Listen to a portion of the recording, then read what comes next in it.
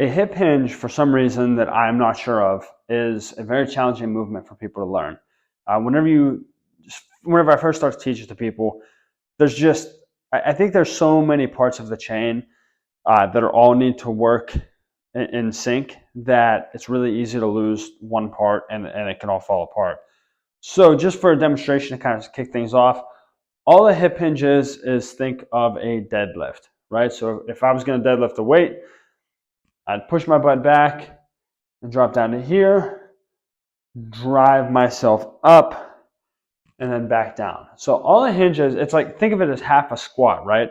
So I always say your squat starts with your butt back, then we drop down.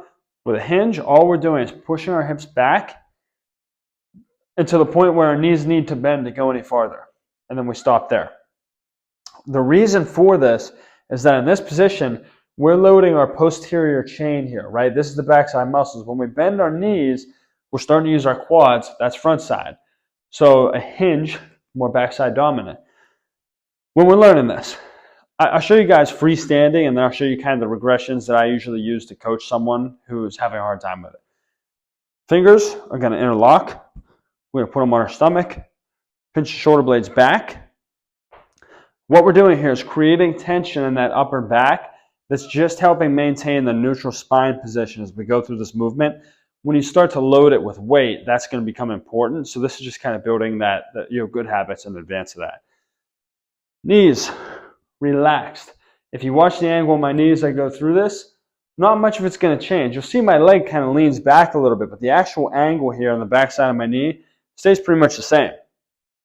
Again, not incorporating the quads here. Hips back. We push back, back, back, back. Can't go any farther. Deep stretch of my hamstrings here. To return to the top, I'm pushing my feet straight down. Boom, and squeezing my butt. Hips back as far as I can go without bending my knees. Feet straight down. Boom.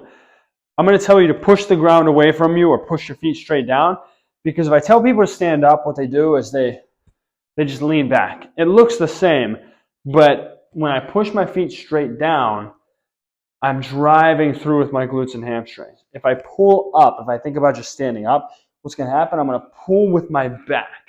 We're not pulling with our back. It's tight. It's engaged. But all of this is loaded from your butt to the backs of your knees, essentially. Now, if I tell you to do that right now and film it, and you never did it before, it's probably going to look goofy. So there's a couple ways that we can kind of help that.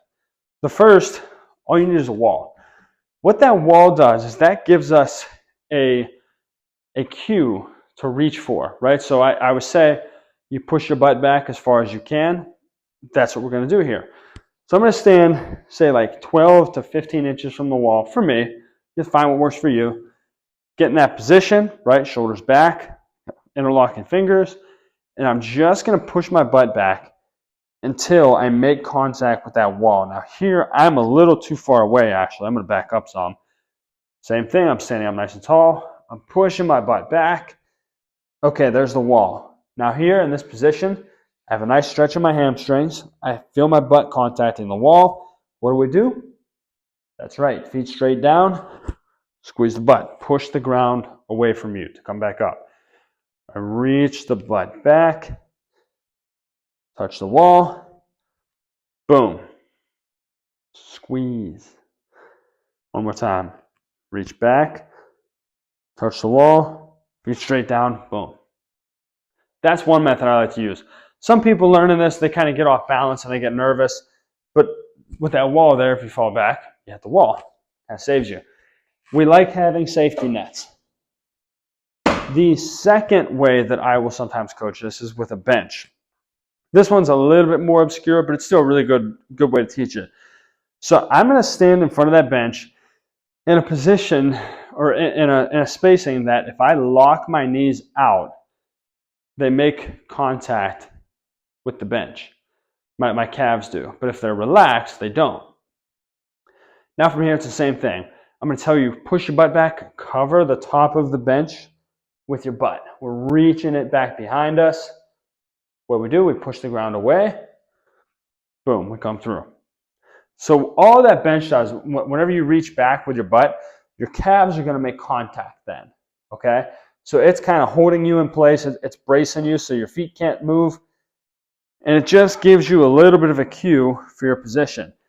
And what you guys need to work on at this point is just that back position and focusing on feeling this from your butt down to the backs of your knees, just through those hamstrings there. We'll look for that stretch, driving through and squeezing. Guys, that is a hip hinge and a few regressions just to help you learn it a little bit better.